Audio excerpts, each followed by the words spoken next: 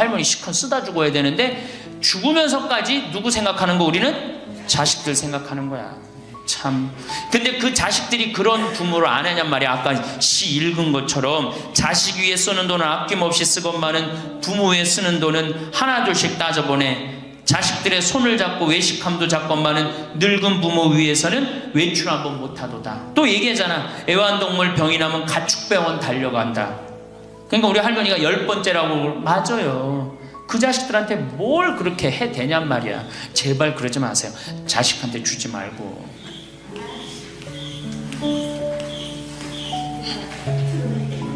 인간은 살아있는 동안 기필코 노년기를 맞이할 수밖에 없다.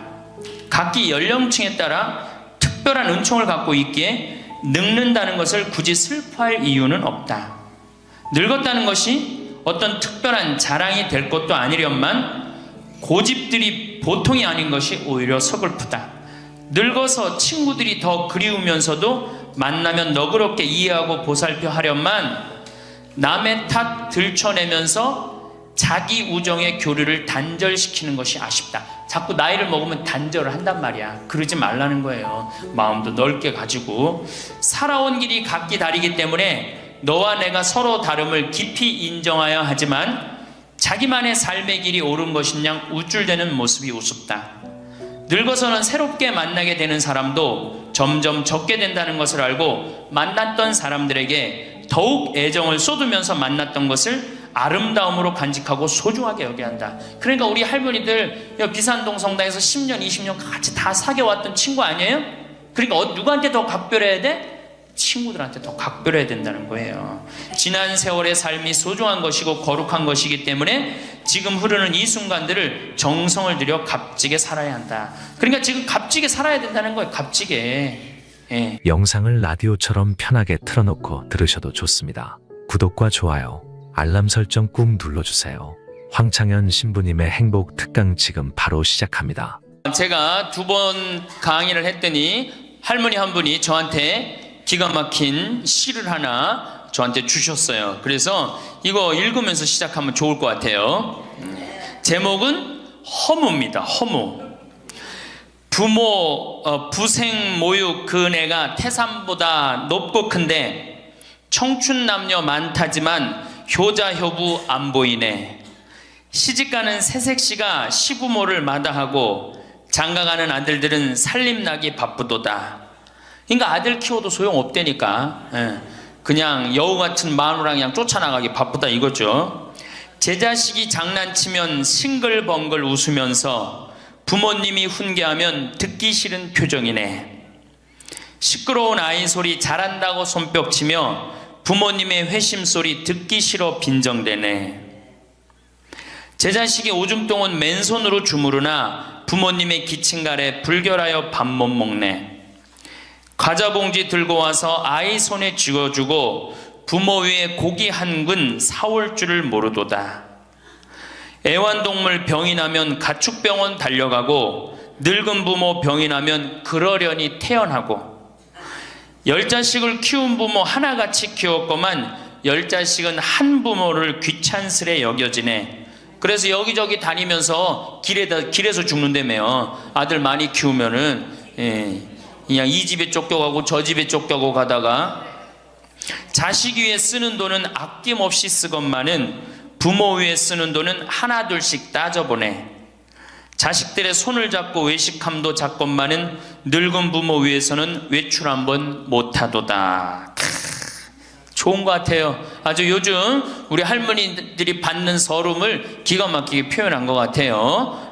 이런 거 듣고 고개만 끄덕일 게 아니라 실질적으로 이렇게 살아란 말이에요. 이런 자식들을 위해서 뭘 재산을 물려준다고 돈 안 쓰고 깔고 앉아갖고 그냥 참 쥐고 있어요. 내일 어떻게? 은행 당장에 가갖고 어떻게? 은행에다 잡혀갖고 대출 받아서 다 쓰다 죽으세요. 다 쓰다가. 자, 이제 노인 학대를 아까 못하던 얘기 좀 하겠습니다. 노인 학대를 보면 정서적으로 41%가 정서적으로 노인을 무시하는 거예요. 늙었다고, 모른다고, 무식하다고. 엄마가 뭘 알아?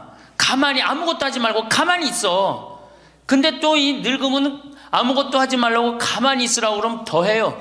굳이 걸레 삶지 말라고 그래도 굳이 걸레 삶는다고 저기 뭐 통에다가 넣고 또 까먹고 또 그냥 완전히 다 태워 먹고, 그러니까 구박을 받는 거지. 왜 하지 말라는 짓을 골라세요? 그거 하는 시간 있으면 어떻게? 나가서 놀아. 예, 밥 한다고 그냥 또 쌀 씻어 얹어갖고 다 태우고 그러지 마시고. 자, 그 다음에 학대가 41%, 방임이 24%예요. 방임. 밥을 먹거나 말거나 방 청소를 해주지도 않고, 제가 봉송체 나가보면 당뇨병 걸린 할머니들 옷을 얼마나 갈아 안 입혔는지 냄새가요, 표현할 수 없는 냄새가 나요. 당뇨병 걸린 할머니들, 이 풍 걸려갖고 이렇게 누워있는 할머니들 집에 가보면은요, 냄새가 아주 묘한 냄새가 나요. 오줌 냄새, 똥 냄새, 군 냄새 막. 그래갖고 그냥 또 봉송체를 가보면은 다 자식 며느리 다 돈 벌러 가고 다 학교 가고 할머니만 혼자 있는 경우도 많아요. 그러니까 그냥 거기서 그냥 이불 속에서 그냥 있는 거예요. 참 그런 거 보면 참 마음이 안타깝죠. 이게 뭐 80, 90된 어머니한테 용돈 드린다는 것은 말할 것도 없어요. 말할 것도 없어요. 전 가끔 이 술이 들어오면은 아버지한테 드려요. 그럼 아버지가 양로원에 노인정에 가고 친구들이랑 먹고 아주 근사하게 고기도 제가 사다 드려요. 고기도 노인정에 친구들이랑 구워 먹으라고. 사실은 제가 아주 강조하는 거지만 여러분들은 자식들보다 누가 더 중요해요? 친구가 훨씬 중요해요. 전신 같이 먹어주고 화투 같이 쳐주고 같이 한탄 신세, 자기 신세 한탄 같이 들어주는 건 누구밖에 없어? 친구가 더 중요한 거야. 그러니까 손자들 용돈 줄 생각하고 그냥 꼬깃꼬깃 모아두지 말고 그 돈 꺼내갖고 어떻게? 친구랑 같이 칼국수 사 먹고 냉면 사 먹으란 말이에요. 제일 중요한 거예요. 이 노년의 유대라는 거는, 노년의 유대 관계. 내가 집에서 돈 쓰기 싫어갖고, 사실 돈 쓰기 싫어갖고 안 나가는 할머니들도 많아요. 돈 아까워서. 그래갖고 그냥 집안에 가만히 있잖아요. 그 할머니는 완전히 고립되는 거예요. 내가 친구를 만나고 같이 걱정도 해주고, 아픈 친구에서 기도도 해주고, 또 아픈 친구 손잡고 평창에도 같이 와주고, 이게 살아가면서 치매 안 걸릴 수 있는 굉장히 중요한 길 중에 하나예요. 난 안 주고 안 받는다. 난 늙었으니까 안 주고 안 받는다. 그런 생각 하지 마시라는 얘기입니다. 세 번째는 이 할머니들이 어떻게 구박을 받냐? 구타야, 구타. 구타가 20%예요, 20%. 때리는 거예요, 때리는 거. 늙은 엄마, 늙은 아버지 때리는 거 말 안 들으면은 정말로 때리는 경우 참 많아요. 정말 기가 막힌 일이 지금 벌어지고 있는 거예요. 근데 이 기가 막힌 일이 왜 벌어져? 이유는 딱 한 가지야. 안 죽어서 벌어지는 거, 안 죽어서. 40살에 죽고 50살에 죽고 60살에 죽으면은 이런 구박 받아요, 안 받아요? 이게 70도 살고 80도 살고 90도 사니 이게 자식들이 지치는 거예요. 그러니까 자식들이 나를 좀 무시해도 섭섭해할 게 없어요. 이제 이렇게 이 보너스 인생, 요거는 누가 책임져야 돼? 내가 책임져야 돼요. 내가 똑똑해져야 된다는 얘기야. 그래서 정규 학교를 만들어야 돼요. 60 넘어갖고 64살까지 학교 다니게 해갖고 이거 졸업한 사람만 100살까지 살게 해줘야 돼. 이거 졸업 안 하면은 뭐 어디로 보내든지 해야지. 이게 그냥 바보같이 살면서 자식들도 원수되고 본인들도 고통스럽고 그냥 마지막 인생을 그렇게 미움, 원망, 저주 속에서 살다가 죽으면 천당 갈 것 같아, 못 갈 것 같아요? 행복한 상태에서 죽어야지 천당 가요. 요한 바오로 2세 교황님, 난 천당 100번 가고도 남은 분이라고 생각해. 왜? 죽으면서 뭐라고 그랬어요? 나는 행복했다, 니네들도 행복해라, 그러고 가셨잖아. 그러니 천당 가시죠. 정말로 이 세상에서 하느님 나라같이 산 분이 천당 가는 거예요. 그러니까 우리 할머니들 지금 중요한 건 웰빙 그러는데, 누구 웰빙이 제일 중요해? 할머니 할아버지도 웰빙이 제일 중요한 거야. 나머지 20%는 어떻게 하느냐? 네 번째 노인 구박은 늙은 부부가 서로 구박하는 거예요. 늙은 부부가 서로 죽으라고. 나가 죽으라고. 너 그러려면 나가 죽으라고. 늙은 부부가 처음 시집 올 때 다섯 못했던 마누라가 나이를 먹을수록 거칠어지죠. 그렇죠? 얌전해지긴 뭐가 얌전해? 지금 우리 할머니들 할아버지들한테 얌전해 안 얌전해요? 막 소리 질러 그러잖아요. 오히려 누가 얌전해? 할아버지들이 얌전해져. 늙으면 이상하게. 그러니까 할아버지들이 여성스럽고 할머니들이 남성스러워져요. 그냥 어떤 할아버지가 이제 나이를 먹으면 먹을수록 이 기가 죽어갖고 할머니가 말을 안 듣는 거야. 저녁을 먹으려고 그러는데 안방에서 마누라 오늘 저녁 뭐 했어? 국은 뭐 끓였어? 근데 아무 대답이 없는 거. 부엌에서 딸그락 소리는 들리는데. 그래갖고 이제 안 그래도 이제 할머니가 자기를 무시하는 것 같다고 막 화가 나는데 대답을 안 하니까 날 진짜 무시하는 것 같잖아. 그래갖고 이제 거실에 나가고 또 얘기했어요. 마누라 오늘 저녁 뭐 했냐니까 국 뭐 끓였어? 그런데도 딸그락 소리는 들리는데 아무 대답이 없는 거예요. 그래갖고 이제 너무 열받아갖고 부엌에 가갖고 이제 소리를 지르는 거야. 아니 오늘 저녁 뭐 했는데 왜 무시하느냐고? 왜 대답을 안 하느냐고? 그랬더니 할머니 하시는 말씀이 내가 콩나물국이라고 3번이나 대답했는데 왜 이렇게 자꾸 떠드느냐고. 그러니까 할아버지 자기 귀 먹은 건 생각 안 하고 뭐만 생각나는 거예요. 할머니가 대답 안 했다는 것만 섭섭한 거야. 늙으면 그러니까 자꾸 자기 자신은 모르고 뭐만 생각해? 섭섭한 것만 생각하는 거. 섭섭한 것만. 이게 서로 이해하고 감싸줘도 전차를 판국인데 이게 서로 구박하면 되겠어요? 이제는 누구밖에 없어? 할머니 할아버지들밖에 없어요. 이제 만약에 돌아가시면 어떻게 돼요? 고아되는 거예요. 고아되는 거. 할아버지들 돌아가시면 우리 할머니들 뭐 돼? 고아되는 거예요. 작년에 여기 할아버지 여기 고아할머니 몇 분 계신가 보다. 작년에 할아버지 한 분이 81살 되신 할아버지예요. 오셔갖고 그러는 거예요. 두부도 만들어 먹고 여기 또 5월 6월달 경치가 너무 좋잖아요. 찰떡도 만들어 놓고. 근데 할아버지가 신부님 이렇게 좋은데 나 혼자 오니까 별로 안 좋아요. 우리 마누라하고 나하고 부부 음식이 너무 좋았는데 작년에 마누라가 죽었다는 거예요. 그런데 더 여기 오니까 더 쓸쓸해 되는 거야. 이 좋은 거 같이 봤으면 얼마나 좋을까. 이 앞에 강 바라보고 탁 저녁에 모닥불 펴놓고 놀고 아까 두부 만들어갖고 막걸리 한잔하고 이 좋은 걸 같이 했으면 얼마나 좋았겠느냐 이거예요. 그러니까 우리 할머니들 자식들 걱정하지 말고 누구 걱정해줘? 할아버지들 걱정해줘요. 자식들 뒷거 챙겨줄 거 있으면 누구 보약해드려? 할아버지 보약해드리세요. 자식은 우리나라처럼 자식한테 매이는 나라가 없어요. 그리고 자식들도 못된 거죠. 부모님이 이제 60 됐으면은 부모님 그동안 모은 재산으로 행복하게 살게 도와줘야 되는데 그걸 끝까지 뺏어 먹으려고 그러는 게 대한민국 자식들이에요. 나쁜 자식들이에요. 제가 보기에는. 자, 그래서 이제 이 3번째 시간, 이제 진짜 이 노년의 3번째 중요한 거 재산 관리에 대해서 지금부터 말씀을 드릴게요. 재산 관리. 노년의 재산 관리 첫 번째, 닭으로 잡아먹지 말고 달걀로 살아라. 닭으로 잡아먹지 말고 뭘로 살아라? 달걀로 살아라. 우리 할머니들 닭 몇 년 살아요? 닭. 예. 닭이 뭐 1년, 2년 산다고 그러는데 닭이 27년 살아요. 닭이 27년 살아요. 안 잡아먹으면 안 죽어요. 우리가 잡아먹어서 빨리 죽는 거지 안 잡아먹으면 안 죽어요. 그럼 내가 키운 닭이 지금 7년 키운 닭이 있는데 300알 정도 나요. 300알 정도. 아주 더울 때, 아주 추울 때 빼고는 다 나요. 그러면 우리 할머니들 닭 잡아먹으면 어때 그날? 어때 그날? 좋잖아요. 닭다리도 뜯어먹고 국물도 먹고 그 배 갈라갖고 찹쌀도 넣고 그냥 거기서 찹쌀도 먹고 다음날 있어요 없어요? 아무것도 없죠? 달걀은 계란 후라이도 해먹고 계란찜도 해먹고 달걀찜도 해먹고 그 다음에 생달걀 먹기도 하고 그 다음 뿅아리도 까고 굉장히 좋죠? 근데 늙어서 대부분이 뭘로 잡아먹어요? 재산을? 닭으로 잡아먹는 거예요.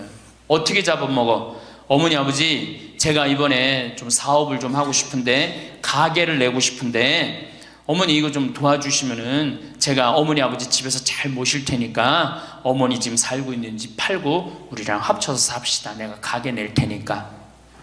할머니들이 내가 살면 얼마나 사나, 자식이 사업하겠다는데 내가 무슨 영화를 볼래나, 살면은 얼마나 사나, 몇 년 더 살아? 30년 더 살아요. 70부터 30년이 소중한데 이걸 다 까먹고 자식 해줘야 되겠다. 그리고 집 팔고 아들 집으로 들어가는 날, 그날부터 할머니들은 뭐가 되는 거냐? 천덕꾸러기 되는 거예요. 천덕꾸러기 되는 거예요. 그 다음에 눈칫밥 먹는 거예요. 내 재산 주고 내가 이 집에 다 키운 자식인데도 70, 80 되면 어떻게 돼? 눈칫밥 먹고 천덕꾸러기 되는 거야. 근데 절대 닭으로 잡아먹으면 안 돼요. 내가 잘 아는 양반이 정년퇴직을 하고 6억을 모았어요. 6억을. 근데 아들이 아예 가게를 하고 싶다는 거야. 가게도 그냥 서울에서 얻어야 되고. 그래갖고 아버지, 내가 아버지 잘 모실 테니까 그거 좀 돈을 좀 나한테 투자를 해달라고.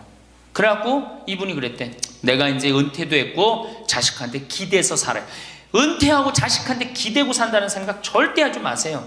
은퇴하고 그 돈 가지고 내가 알아서 살아야지, 이 돈 자식한테 주고 기대서 살아야지, 그 생각하지 마. 그래서 거지 근성을 버리라는 거예요. 제 얘기는 뭐든지 늙으면 거지 근성이 생겨요. 자식한테 기대서 살고 어디 가면 날 해주길 바라고, 그렇죠? 이 생각을 버려야 돼. 이제 독립적인 주체로 살아가야 된다는 생각을 해요. 그래서 자식한테 6억을 딱 줬는데 다음날 이자가 나와야 안 나와요? 다음 달 안 나오죠?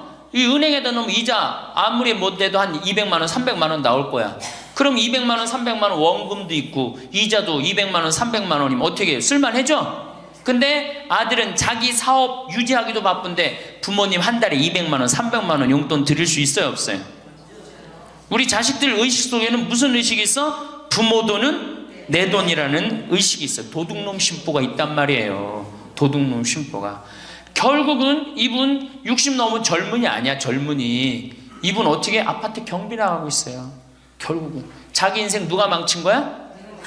본인이 망친 거예요. 본인이 자기 발등 누가 찍은 거야? 그래서 이제 누구 원망해? 자식 원망하는 거예요. 원망하고 있는 거예요. 누가 잘못했어? 할머니들이 잘못한 거지. 할아버지들이 잘못한 거지. 남은 30년 인생 휴가다, 보너스다. 내가 가지고 이제까지 벌은 거 이거 갖고 잘 써야 되겠다. 이 생각을 하셔야 된다는 겁니다. 재미난 얘기 하나 있죠. 충청도에 할아버지 한 분이 중풍으로 누웠는데 집안에 대가족이 살아. 큰아들 작은아들 다 농사 짓고. 근데 중풍으로 누워봐, 이 똥 오줌 막 못 가리고 이러면은요 정말로 참 아무도 안 들여봐요. 근데 그냥 그 대가족이 사는데 하루에 밥 3끼 들어올 때 외에는 방문이 안 열리는 거예요. 그러니까 이 할아버지가 기가 막히잖아. 손자도 있고 손녀도 있는데 3번밖에 방문이 안 열리니까 하루는 큰아들을 부른 거야. 얘야, 저 논 두만지기 좀 팔아와라. 아버지 누워있는데 무슨 돈이 필요합니까? 글쎄 그거 내 땅 아니냐. 두만지기를 팔아왔어요. 그랬더니 이거 은행에 가고 1,000원짜리로 바꿔와라. 1,000원짜리로 바꿔왔어요. 이거 내 이불 밑에다 깔아라. 쫙 깔았어요. 그러고 난 다음에 방문 열릴 때마다 1,000원씩 얹어준 거예요. 아니 손자놈들이 가만히 보니까 방문 열릴 때마다 1,000원씩 나온단 말이야. 할아버지 학교 다녀오겠습니다. 그러니까 어떻게? 너 학교 가서 맛있는 거 사 먹어라. 1,000원. 학교 다녀왔습니다. 1,000원. 1,000원 주기 전에 하루에 딱 3번 열리던 방문이 1,000원을 주고 나니까 하루에 30번씩 열리는 거예요. 늙어서 누가 효자예요?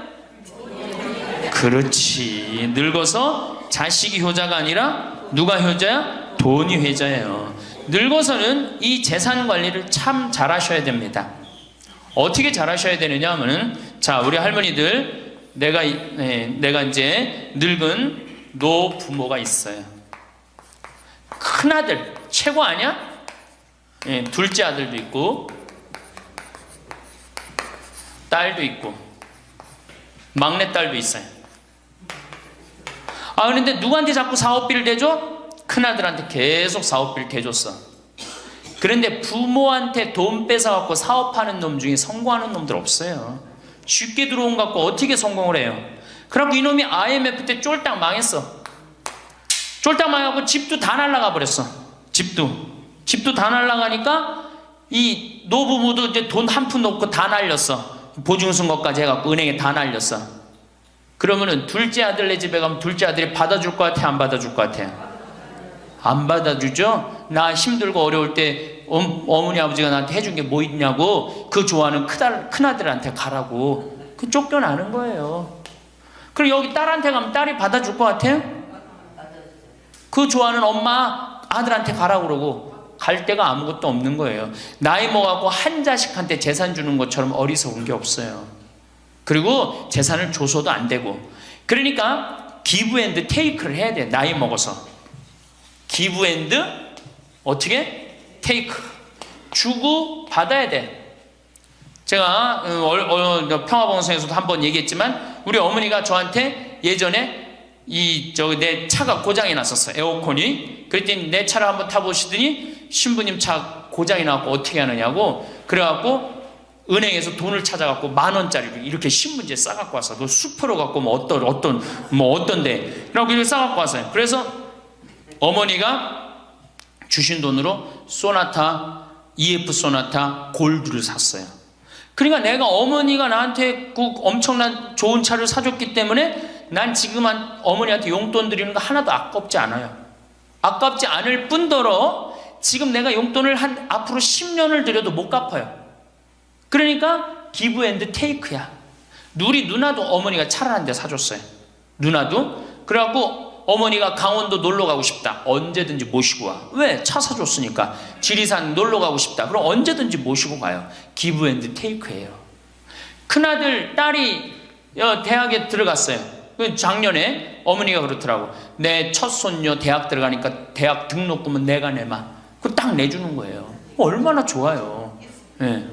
그러니까 우리 집은 어머니가 수원 정자동에 사는데 자식들이 반경 1km에 다 붙어 삽니다. 왜 붙어 살까요? 떨어지는 고물이 있잖아요. 떨어지는 고물이. 네. 그러니까 반경 1km 다 붙어 사는 거예요. 또 반대로 제가 우리 자식들한테 원칙을 정해놨어요. 부모님한테 용돈 드리는 원칙. 그래서 우리 어머니 아버지가 1년에 연봉 2천만 원이 넘어요. 자식한테 받는 용돈이. 많이 받죠? 그러면 그 돈 가지고 어머니 아버지가 당신을 위해서 쓰십니까? 또 모아뒀다가 어떻게? 자식한테 쓰고. 그래야지 치매가 안 걸리는 거예요. 저는 정말로 감사한 게 우리 어머니 아버지가 아직도 아파서 병원에 입원 한 번도 안 했다는 거예요. 지금도 이제 소백산에 송이 캐러 가신다고 나한테 전화를 하셨어요. 가실지 안 가실지 모르겠지만 그럼 또 소백산 꼭대기까지 뛰어 올라갔다 뛰어 내려오는 거예요. 우리 아버지. 그게 좋은 거예요. 부모 자식 지간이 그래야지 뭐가 싹 터요? 사랑이 싹 트는 거예요. 효도는 이제 없어진 시대고 뭐만 남아있는 거예요? 사랑을 하느냐 안 하느냐만 남아있는 거예요. 이걸 누가 잘해야 돼? 할머니들이 잘해야 되는 거예요. 한 자식한테 몰아주지 말고 네? 어느 자식 불쌍하다고 계속 보증서 주지 말고 그럴 것도 없어요. 그냥 은행에 가갖고 어떻게 딱 맡기고 난 다음에 그거 갖다가 쓰면 되는 거예요. 자, 닭으로 잡아먹지 말고 뭘로 해라? 달걀로 살아라. 그러니까 자식한테 절대 주지 말고 그럼 신부님 무슨 재주로 달걀로 삽니까? 방법이 뭡니까? 부동산에 집착하지 마라. 늙어서 부동산에 집착하지 말라.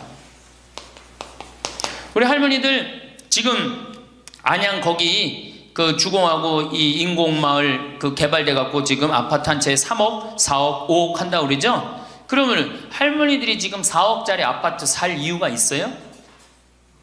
4억짜리 살 아파트가 있어요? 그거 팔으라는 거예요. 그거를 팔고 어떻게? 15평, 20평으로 가라는 거예요. 지금 3번에 보면 50평, 이 은퇴한 할머니, 할아버지들이 50평에 사는 할머니들이 무지 많아요. 그 50평이 밥 먹여줘요? 뭐만 나와? 관리비만 더 나올 거 아니야. 관리비만. 근데 어떤 할머니들이 그런 할머니들이 있어. 자식들이 찾아오면은 집이 넓어야 되지 않느냐고. 자식들이 1년에 몇 번 찾아오는데 1년에 두세 번 밖에 더 와요? 추석 때, 생일 때, 그 다음에 설 때 그 외에는 거의 안 찾아온단 말이에요. 그걸 위해서 50평짜리를 그냥 깔고 앉아서 20년, 30년 앉아 있는다는 건 말도 안 되는 거예요. 그러니까 미국은 부동산이 30%, 금융이 70%라는 거예요. 그러니까 만약에 좁은 집에 해갖고 은행에다가 이 집 3번에 뭐 5억, 6억이라는데 그거 은행에다 넣어놓으면은 어머니, 아버지 인사 갈게요. 그래, 인사 오면 내가 그 호텔로 와라. 호텔에서 내가 맛있는 거 사줄 테니까. 그리고 먹여서 보내요. 그걸 뭘 집에서 그걸 기다리고 있어요. 그래서 부동산 지금 영모기지론이라는 거 아시죠?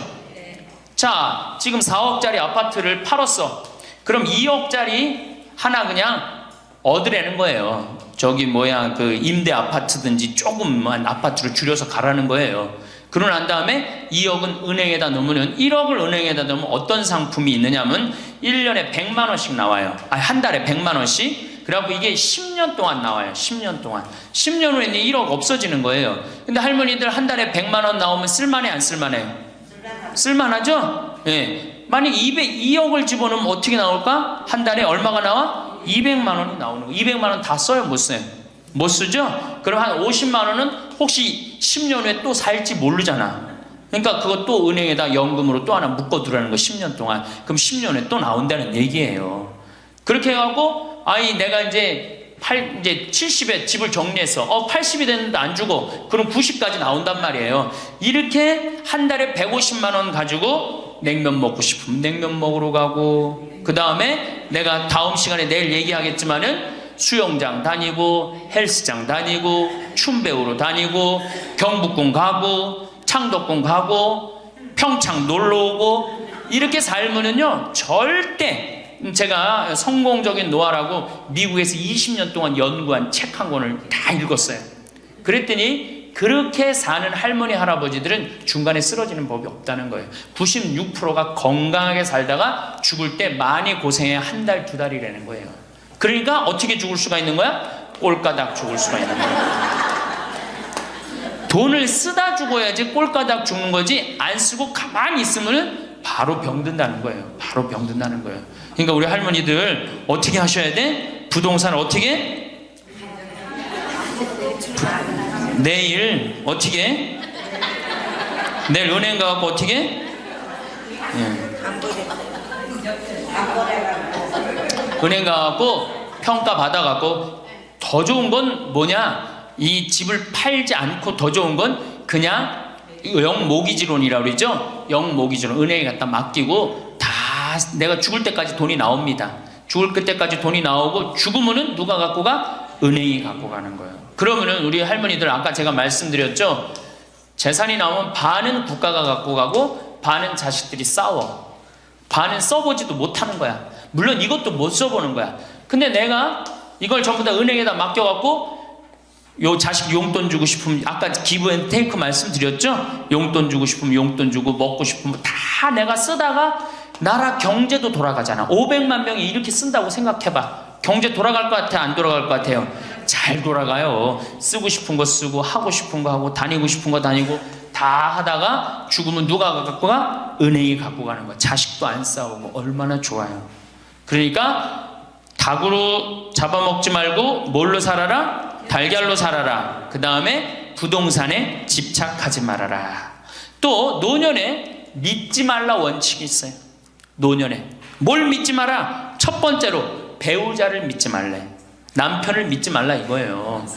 재산 관리를 어떻게 해야 돼? 노년에 공동으로 해야 돼요.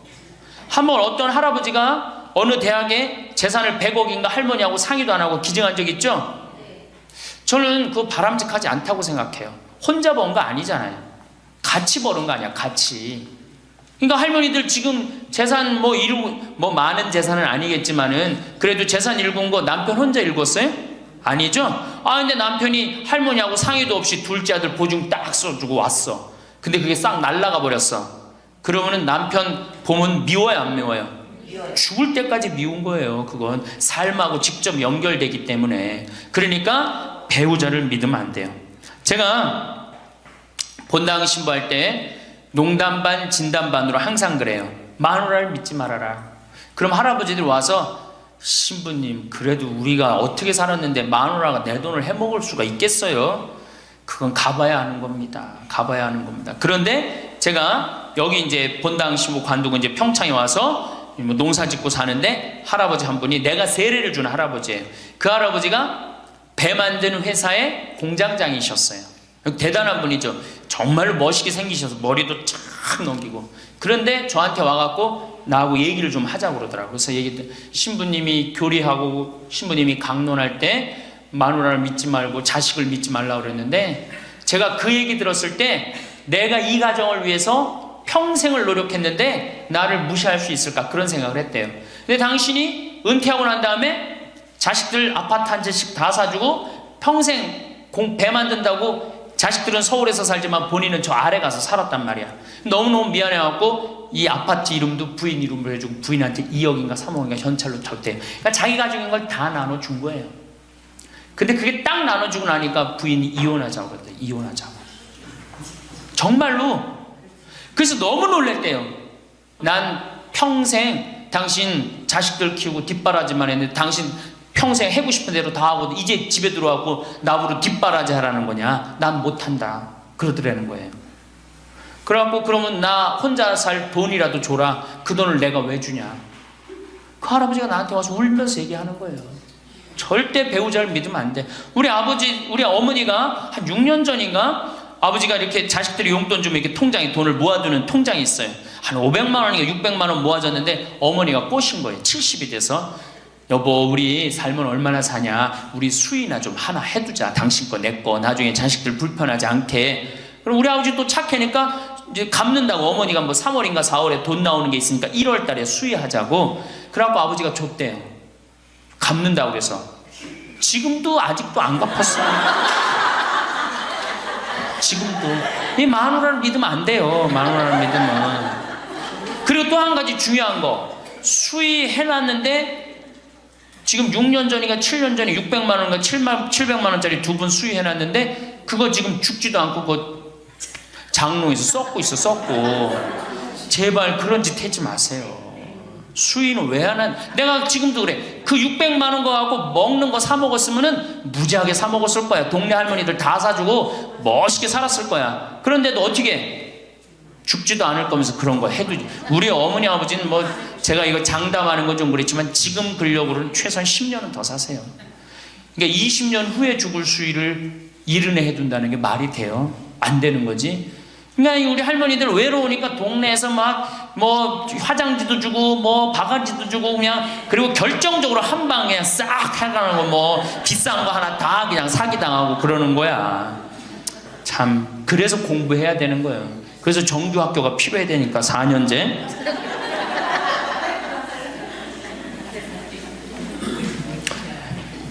배우자를 믿지 마라. 두 번째, 누구를 믿지 마라? 자식을 믿지 마라. 올해 아주 재미난 통계가 하나 나왔어요. 자식을 고생해서 이 자식을 다 키웠잖아요. 자식이 생활비로 지원받는 게 70 넘은 부모님들이 자식한테 1년 동안 생활비 지원받는 게 100만 원이야. 100만 원. 40%의 부모님들이 자식한테 1년에 100만 원 지원받아요. 100만 원 지원받으면 한 달에 얼마일까요? 7만 원도 안 돼. 8만 원, 8만 원. 대학 졸업한 자식이 지원해 주는 건 얼마일까요? 대학 졸업한 자식이 146만 원이에요. 대학 졸업한 자식이. 그러니까 대학 졸업한 자식은, 대학 안 졸업한 자식은 9만 원 정도 부모한테 대주고 대학 졸업한 자식은 11만 원, 2만 원 정도 대주는 거예요. 대학 보내나 안 보내나 늙어서는 어떻게? 똑같아. 그러니까 내가 자식 대학 보냈다고 호강할 거다, 그런 생각하지 말라는 거예요. 자식들이 투자는 저희에게 맡기시고 당신은 인생에 투자하십시오. 딱 쪽박 차기 쉬운 얘기예요. 지금 시대가 어떤 시대인데. 그래서 노년은 투자하는 시기가 아니라 뭐 하는 시기야? 관리하는 시기예요. 투자하는 시기가 아니라 관리하는 시기야. 노년은. 그러니까 우리 할머니들은 내가 가지고 있는 거 얼마나 관리하느냐에 따라서 삶이 결정돼요. 그리고 이 투자라는 거 재미난 얘기 하나 해줄게요. 또, 자, 미국이 인베스트 뱅크라고 그래. IB 은행이라고 그래요. 투자 은행이라고 그래. 투자라는 건 위험한 거예요. 투자라는 건. 이게 자본주의가 결코 좋은 게 아니에요. 자본주의가. 이 도둑놈들이지. 돈 모아갖고 가난한 거 뺏어갖고 열심히 일궈놓은 거 다 뺏어가고, 이게 현대 자본주의야. 좀 어려운 얘기하면 신자유주의라는 거야. 이건 뭐 알 필요도 없지만 하여튼 굉장히 나쁜 거예요. 미국 놈들이 주장했던 거고, 누가 반대한 거야? 요한 바오로 2세 교황님이 철저하게 반대하고, 베네딕토 16세 교황님도 철저하게 반대한 게 바로 신자유주의예요. 신자유주의라는 게 뭐냐? 미국에 돈 많은 놈들이 우리나라 회사 살 수 있는 거, 그게 신자유주의예요. 그러니까 이 벽을 없앤 거예요. 나라의 벽을 없애갖고. 그런데 그 놈들이, 투자한 놈들이 지금 어떻게 됐어? 쫄딱 망하게 생긴 거예요. 그러니까 지금은 어디든 내가 가지고 있는 걸 잘 관리하는 게 훨씬 중요한 거예요. 우리 할머니들 지금 뭐 어디 땅 사갖고 땅값 좀 뭐 하려고. 내가 아파트 지금, 내가 어떤 할머니를 보니까 83살인데 판교에 청약을 했어. 판교에 청약을. 그럼 83살 먹은 할머니가 판교에 청약한 이유는 오로지 뭐 하나야? 자식한테 물려주려고 그러는 거. 왜? 10년, 뭐 지금은 또 제도가 바뀐다고 그러지만 10년 동안 그 판매를 못하게 돼 있어요. 아파트를 한번 사도. 안타까운 거죠. 그거 할 돈 있으면 10년 동안 할머니 시큰 쓰다 죽어야 되는데, 죽으면서까지 누구 생각하는 거? 우리는 자식들 생각하는 거야. 참. 근데 그 자식들이 그런 부모를 안 하냔 말이야. 아까 시 읽은 것처럼 자식 위에 쓰는 돈은 아낌없이 쓰건만은 부모 위에 쓰는 돈은 하나둘씩 따져보내. 자식들의 손을 잡고 외식함도 잡건만은 늙은 부모 위해서는 외출 한번 못하도다. 또 얘기하잖아. 애완동물 병이 나면 가축병원 달려간다. 그러니까 우리 할머니가 10번째라고. 맞아요. 그 자식들한테 뭘 그렇게 해 대냔 말이야. 제발 그러지 마세요. 자식한테 주지 말고.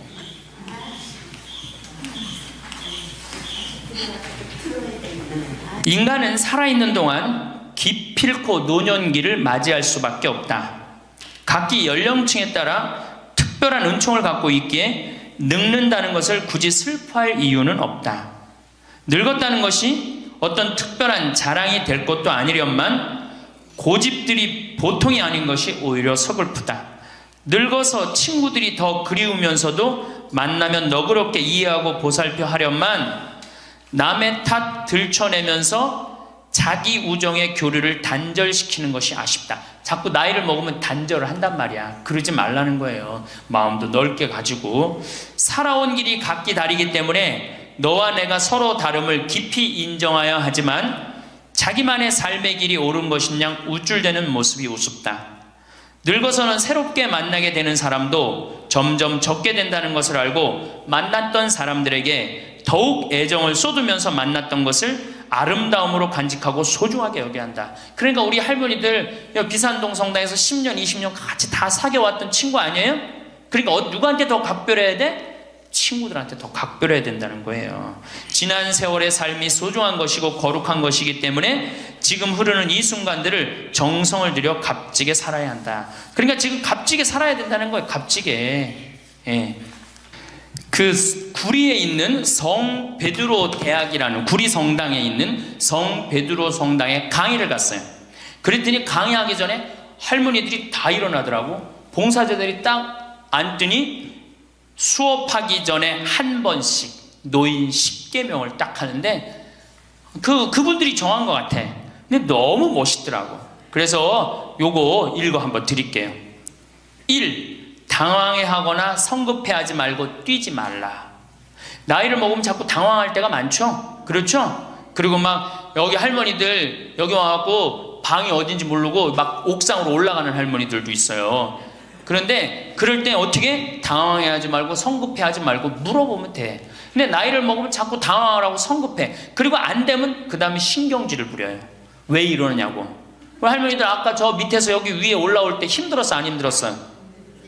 그 여기 모든 할머니들이 우리 계단에 올라올 때 막 승질을 내. 힘들다고. 이렇게 꼭대기에 있느냐고. 관광버스 여기까지 끌고 올라오지 왜 우리를 저기 밑에서 내려놓냐고. 힘들면 쉬었다가 올라오고, 힘들면 쉬었다가 올라오고, 힘들면 쉬었다가 올라오면 되지. 그러니까 절대 당황하지 말라는 거예요.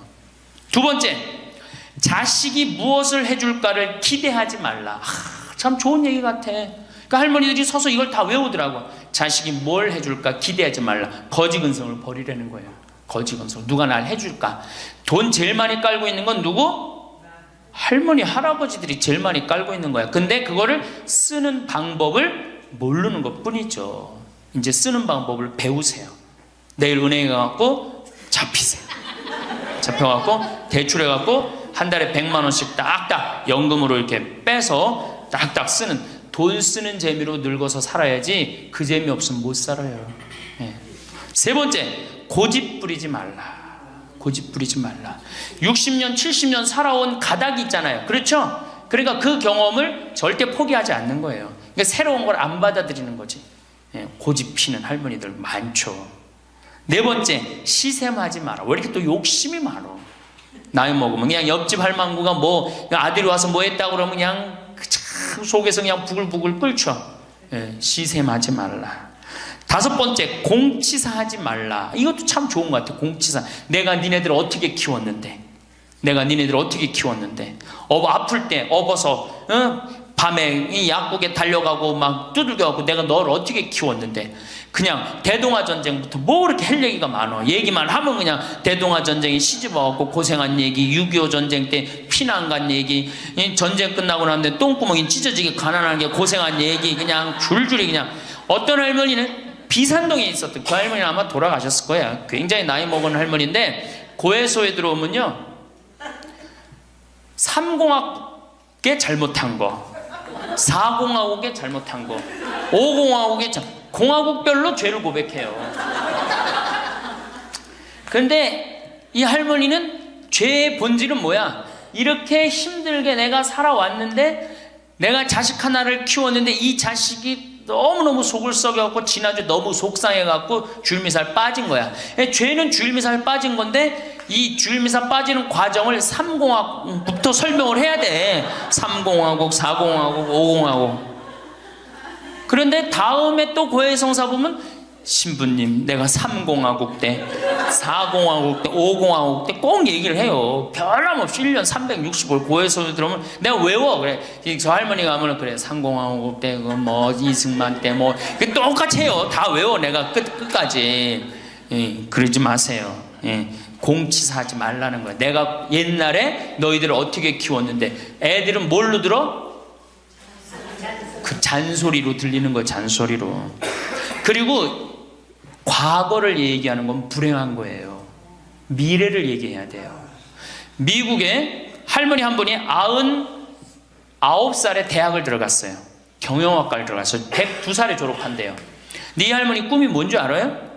102살에 졸업해갖고 취직해갖고 그거 버는 돈으로 아프리카의 어려운 애들 도와주는 게 꿈이야. 이 할머니는 99이라도 나가보기에는 할머니 아니에요. 대학생이지. 나이는 숫자에 불과한 거예요. 나이는. 그러니까 우리 할머니들 과거 얘기하지 말어. 뭘 얘기해? 미래. 앞으로 뭘 할 거다. 내가 앞으로 3년 동안 돈 모아서 성지순례 갈 거다. 3년 동안 돈 모아서 내가 제주도 이시돌 목장 갈 거다. 내가 돈 모아갖고 뭘 할 거다. 미래를 얘기하란 말이야. 과거 얘기하지 말고. 심지어 우리가 다 살았는데 다 살긴 뭘 다 살아. 아직도 20년 30년 남아있는데. 여섯 번째, 날마다 샤워하라. 이것도 참 멋있는 것 같아. 날마다 샤워하라. 안 씻고 사는 할머니들 많죠? 그렇죠? 근데 날마다 샤워하는 거 참 좋은 것 같아. 날마다 속옷을 갈아입어라. 그렇죠? 그러니까 항상 깨끗하게 살라는 거예요. 항상 깨끗한 옷, 이쁜 한복 이런 것도 입고 곱게 좀 있으라는 거야. 맨날 이건 뭐 몸빼바지 비슷한 거 입고 그냥 돌아다니지 말고 파마도 좀 이쁘게 하고. 그러니까 내가 항상 하는 얘기 아니야. 여기 온 할머니들 지금 딸이 있는지 아들이 있는지 금방 구분이 돼. 아들만 있는 할머니는 어때? 파마를 어떻게 하고 와? 철모 뒤집어 쓴 것처럼 해고 와요. 아들만 있는 할머니들 몇 있어 지금. 그런 할머니들. 예. 자기 아들은 엄마가 파마를 철모 뒤집어 쓴 거 했든지 뭐 했든지 관심 없어요. 딸이나 돼야지 엄마 그 좀 염색도 좀 하고 웨이브도 좀 이렇게 주고 그러라고 그러지. 이 여덟 번째, 많이 듣고 조금만 말하라. 많이 듣고 많이 들으라는 거니 공부하라는 얘기예요. 공부. 제가 내일 이제 그 얘기는 드릴 거예요. 그 다음에 9번째, 많이 움직이고 많이 걸어라. 이 굉장히 중요해요. 나이 먹으면 자꾸 근육이 땡기기 때문에 걷고 싶어, 안 걷고 싶어요? 안 걷고 싶죠? 그러니까 안 걷고 싶으니까 그냥 집에서 참 쪼그리고 앉아있어. 쪼그리고 앉아있으면 굳는 거예요. 그대로 굳어버리는 거예요.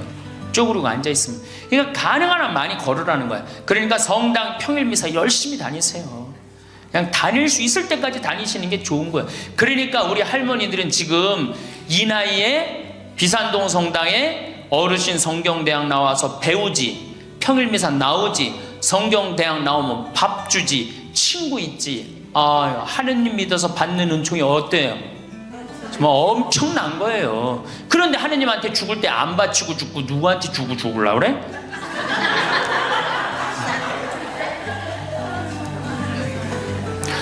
외국에 신앙이 깊은 사람들은요, 죽을 때 다 교회에 기증하고 죽어요. 신앙이 깊은 사람들은 자식한테 물려준다는 생각이 없어요. 우리나라처럼 이렇게 자식한테 매이는 나라가 없어요. 10번째, 욕심을 줄이고 나누어 주어라. 욕심을 줄이고 나누어 주어라. 계속 나눠 주고 이제 얼마 안 남았는데 뭘 그렇게 끌어안아? 계속 나눠 주라는 거예요. 계속. 그래서 이게 우리 할머니들, 제가 우리 할머니들 보면은 어디 잔치집에 가면은 뭐부터 챙겨? 음식 싸가려고 그러죠? 욕심 피는 거예요. 음식 싸가려고 그러고 하나라도 더 가져가려고 그러고. 아니 지금 가지고 있는 거 고아원에 떡 한 번 갖다 주고 무료양론에 밥 한 번 더 갖다 주는 게 지금 급선무지. 내가 싸갖고 가갖고 그거 다 상한 거 뭐 하려고 먹어. 그러니까 우리 할머니들 어르신 성경대학에 전심 줘요, 안 줘요? 주죠? 1년에 보통 며칠 정도 얻어먹어요? 한 40일? 한 달에 4번 정도 먹으니까 방학 있고 그러면 한 40일 정도 얻어먹죠? 40일 얻어먹으면 양로원에, 무료 양로원에 가서 밥 한 끼 대접해야 될 거 아니야. 어르신 성경대학이 먹고 땡! 그렇지? 먹고 땡이죠? 그러니 이게 이게 하느님의 자식이 아닌 거지. 껍데기만 자식인 거죠. 이제 어떻게? 욕심을 줄이고 나누어 주어라. 난 이 구리성당 그 성베드로 대학에서 일어나고 이걸 외우는데 멋있더라고요. 그러니까 우리 할머니들도 이렇게 노년을 멋있게 사세요. 내일은 노년을 어떻게 하면 멋있게 사느냐, 정말 내일은 제대로 제가 내일 말씀을 드릴 거예요. 그래서 우리 할머니들 이제 이거 끝나고 여 바깥에 지금 이제 모닥불 피고 놀 거죠? 네, 모닥불 지금 펴줄 거야. 그 모닥불 피면은, 자, 우리 젊은 사람들한테 이 남은 이 지금 30년 40년이 소중해. 지금 10년 남은 할머니들이 소중해. 10년 남은 할머니들이 소중해지. 그러니까 오늘 밤에 모닥불 펴줄 테니까 이 밤을 불살르라고. 예? 원 없이 그냥 즐겁게 노시라고. 예? 본당 신부님도 온다고 내가 통화했으니까 이 밤을 불살르고 즐겁게 보내세요. 아까 보니까 벌써 춤추고 노래하는 할머니들이 있는데 그렇게 사셔야 된다는 거예요. 제발 자식 걱정하지 말고. 자식 걱정한들 해결해 줄 수도 없고 자식의 마음에 담지도 않아. 근심 걱정 다 털어버리고 어떻게? 모닥불 펴놓고 이 밤을 불살르시기 바랍니다. 감사합니다.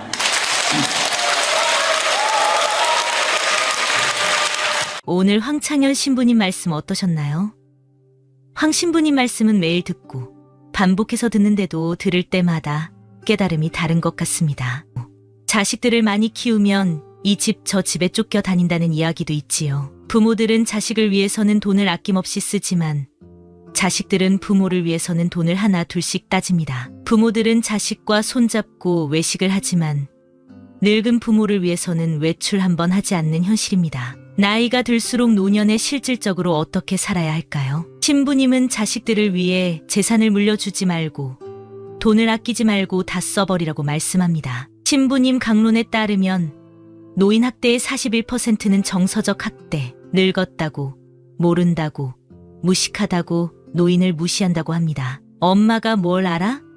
아무것도 하지 말고 가만히 있어. 하지만 늙으면 더 그렇게 합니다. 걸레 삶지 말라고 해도 굳이 삶고 완전히 태워먹기도 하죠. 그래서 구박을 받는 것이라고 전합니다. 하지 말라는 일을 골라서 하기 때문입니다. 나이 들수록 노년에는 그 시간에 밖에 나가서 놀아야 합니다. 신부님께서 봉성체를 나가보시면 자식들이 부모를 돌보지 않아 당뇨병 걸린 할머니들이 옷을 얼마나 갈아입지 않았는지 냄새가 난다고 합니다. 당뇨병 걸린 할머니들, 중풍 걸려 누워있는 할머니들 집에 가보면 오줌 냄새, 똥 냄새가 난다고 말씀합니다. 자식과 며느리가 다 돈 벌러 가고 손주들은 학교에 가고 할머니만 혼자 있는 경우가 많다고 합니다. 나이 들수록 해만 뜨면 밖에 놀러 나가는 것이 중요하며 노후에는 옆에 있는 배우자나 친구가 자식들보다 훨씬 중요하다고 말씀합니다. 점심을 같이 먹고 화투를 같이 치며 신세 한탄을 들어주는 것은 친구입니다.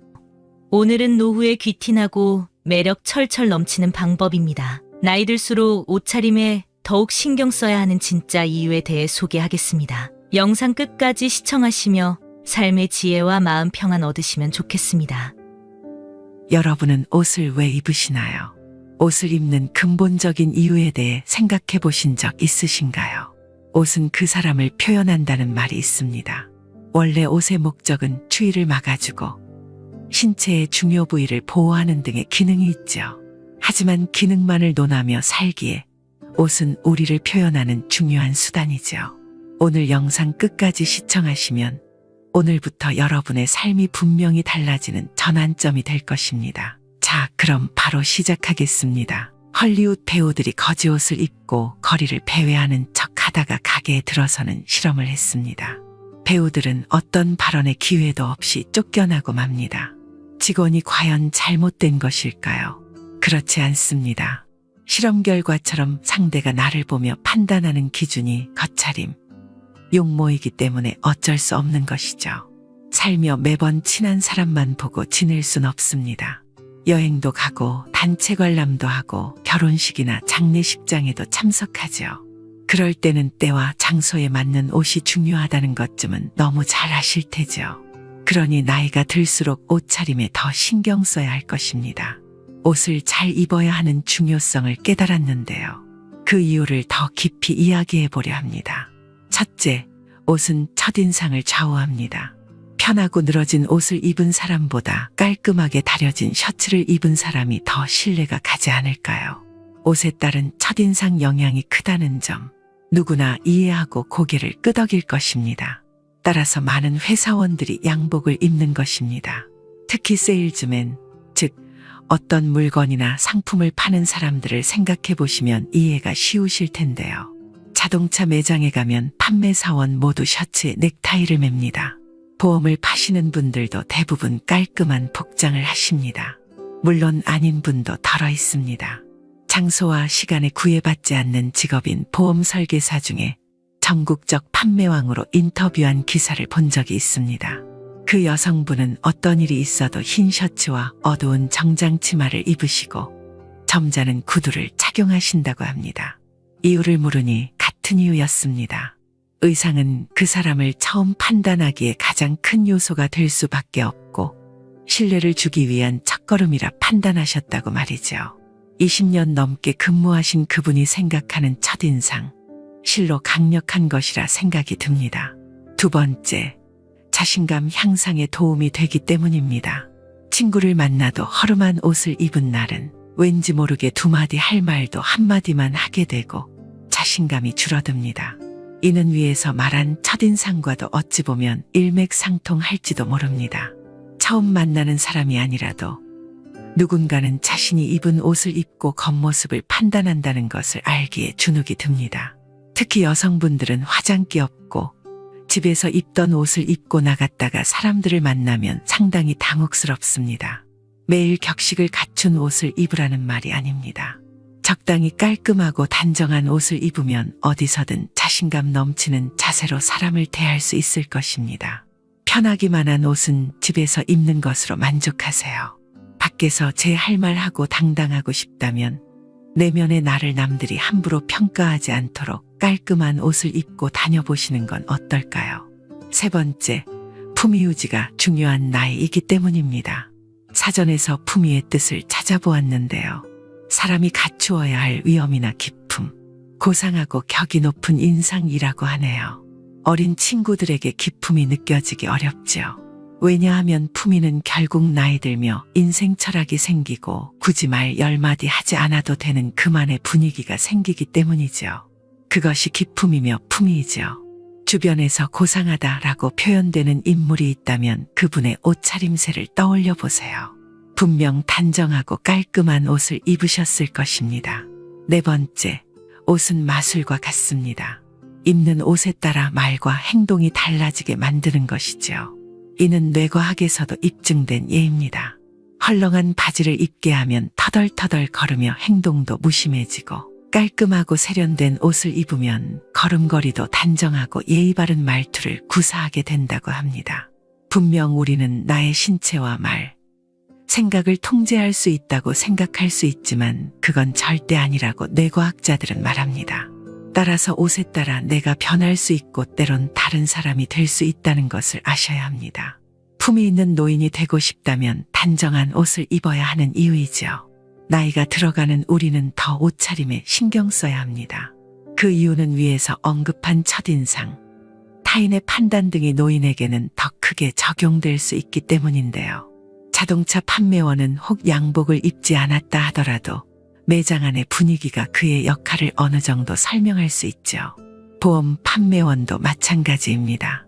편한 옷을 입었다 하더라도 그들이 지니는 서류와 전문 용어 등이 그들을 표현하는 요소가 되어줍니다.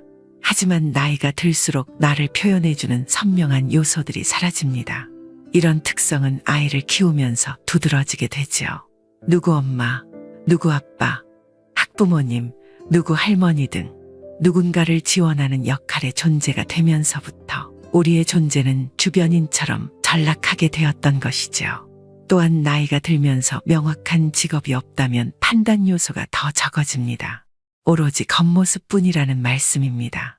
하여 나이가 들면서는 첫째, 깔끔하게 입어야 합니다. 더러운 옷, 오염된 옷은 편안이가 보기에도 유쾌한 착장이 안 될 것입니다. 깨끗한 것보다 더러운 것을 좋아할 사람이 있을까요? 거지들을 사람들이 기피하는 이유는 바로 청결하지 않기 때문이죠. 물론 그만큼은 아니겠지만 얼룩이 크게 묻은 옷을 밖에 버젓이 입고 다니지는 마세요. 그 얼룩은 나를 표현해주는 무언의 표현이죠. 우리 인생이 김치국물은 아니지 않습니까? 집에 분명 깨끗한 옷이 없어서도 아닐 것입니다. 아끼지 말고 깨끗하고 단정한 옷을 먼저 찾아 입어보세요. 두 번째, 고장난 옷이나 물건은 착용하지 마세요. 풍수지리에 관심 있으신 분들이 계실 텐데요. 풍수학적으로도 고장난 물건, 즉 기능이 상실된 물건은 운을 막는 것이라 합니다. 옷으로 설명해보면 먼저 심하게 오염되거나 찢어진 옷 등입니다. 물론 오염을 제거하거나 찢어진 부분을 수선했다면 문제가 안 됩니다. 그런 옷은 오히려 알뜰하고 물건의 기능을 오래 보존하는 습관이기에 좋을 것입니다. 하지만 단추가 떨어진 옷을 벌어진 채 혹은 덜렁거리는 단추를 단 채 입었다면 굉장히 보기 흉할 것입니다. 이런 옷은 운을 막는 대표적인 옷이죠.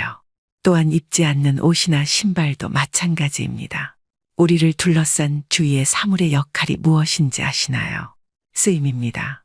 즉 우리가 그것들을 사거나 집안에 들인 이유는 사용하기 위해서인데 쓰임이 끝나거나 더 이상 사람이 찾지 않으면 죽은 사물로 보기에 운이 막히는 것이죠. 죽음이 느껴지는 사물은 주위에 두어서 좋을 것이 없습니다. 따라서 입지 않는 옷이 찢어진 이유이든 몸에 맞지 않아서든 손이 안 가는 옷은 버리거나 지금부터는 새롭게 입어보시는 것도 좋습니다. 대신 찢어진 옷이나 고장난 옷, 물건들은 버리는 것이죠. 그런 옷은 품이 있는 옷이 아닙니다. 세 번째, 나이에 맞게 입으세요. 이 말을 듣고 노인처럼 입으라는 말인가 하시는 분들이 계실 것입니다. 무조건 어른다운 것, 어두운 것, 차분한 것만 찾으라는 말로 오인하실지도 모릅니다. 절대 그렇지 않지요. 젊은 옷, 노인 옷이 아주 구별되는 것은 아니니까요. 허나 가끔 딸이 입는 옷, 손녀가 버리고 간 옷 등을 입고 다니시는 분들이 계십니다. 젊은 요소가 너무 강한 캐릭터 옷들, 지나치게 짧거나 붙은 옷들은 기품을 갉아먹는 착장이 아닐 수 없지요. 우리 나이에 맞는 자연스러운 옷을 오늘부터 입어보세요. 나이 들었다고 아무렇게나 절대 입지 않는 멋쟁이 분들 일명 스타일리시한 분들도 많습니다. 깔끔하고 편해 보이는 스니커즈와의 면바지, 모자까지 착용하여 그 나이에 맞으면서도 힘찬 에너지가 느껴져 주변인들도 힐끔거리게 만드는 매력이 뿜어나옵니다. 나이 들수록 기품, 품위가 중요한 것은 그 사람 고유의 분위기, 매력 때문인데요. 매력이 없으면 죽은 것이나 마찬가지죠. 나이가 들수록 패션에도 신경 써주시면 금상첨화가 따로 없지 않을까요? 그렇다면 옷을 입을 때 어떻게 해야 하는지 살펴보겠습니다. 먼저 어울리는 색상과 패턴이 무엇인지 살펴보세요. 색상을 한번 말해보겠습니다. 혹시 나이 들었다고 회색, 갈색 같은 어두운 계열의 옷만 찾지 않으시는지요? 이런 현상은 남성분들께 더 많이 보이는 특징이라고 합니다. 그러면서도 검정색은 너무 무거워 오히려 기피하는 분들도 덜어 있다고 합니다. 자연스러워 보이기 위해, 튀지 않기 위해, 나이 들어 도드라져 보이지 않기 위해 등등 이유는 다양한데요. 오히려 칙칙한 옷은 얼굴을 더 어둡게 만들어주기도 합니다. 요즘은 피부톤에 맞춘 옷을 추천해주기도 하죠. 하지만 전문적일 필요는 없습니다. 가지고 있는 옷을 얼굴에 대어보시고 나의 얼굴이 더 화사하게 보이는 옷을 고르시면 됩니다. 흔히 어린아이들을 보고 어른들이 어릴 때는 밝고 고운 옷이 어울린다고 하시는데요. 아이들뿐만 아니라 어른들도 마찬가지입니다. 나이 들었다고 해서 어두운 옷이 어울리는 것은 아닙니다. 튀는 원색이라 할지라도 그 패턴이 어울리고 포인트가 되는 옷이라면 우리를 더 빛나게 해줄 것입니다. 단, 전체적으로 지나치게 화려하거나 모양 즉 패턴이 복잡한 옷은 옷의 시선을 빼앗겨 옷을 입은 사람 고유의 분위기를 오히려 해칠 수 있다고 합니다. 좋은 옷은 나에게 어울리는 옷입니다. 화려한 옷이라도 나에게 어울릴 수 있고 어울리지 않을 수 있는데요. 헤어부터 발끝까지 잘 꾸민다면 좋겠지만 그렇게까지 힘주어 매번 다니긴 어려울 것입니다. 하여 지나친 화려함과 복잡한 옷보다는 간결하고 고급스러움이 느껴지는 옷이 우리 나이대는 더 어울릴 수 있다고 합니다. 말씀드린 것처럼 그 사람 분위기를 받쳐주는 옷이기 때문이죠. 자연에서 구르는 돌멩이조차 언뜻 보면 비슷해 보일지언정 자세히 관찰하면 모양도 색도 다 다릅니다. 사람도 마찬가지죠. 나에게 어울리는 옷, 모양, 색깔, 나를 표현해주는 옷을 골라보세요. 그리고 편안하면서도 몸을 잘 감싸주는 옷을 입어보세요. 아무리 고급스러운 옷이라 한들 불편한 것은 우리에게 맞는 옷이 아닙니다. 나이 들면서부터는 신체 기능이 조금씩 떨어집니다. 그 중에 가장 먼저 느끼는 부분이 체력이고 다음이 소화력이 아닐까 싶은데요. 붙는 옷을 입으면 소화도 어렵고 여지간 불편한 것이 아니죠. 나만 불편함을 감수한다고 해결되지 않습니다.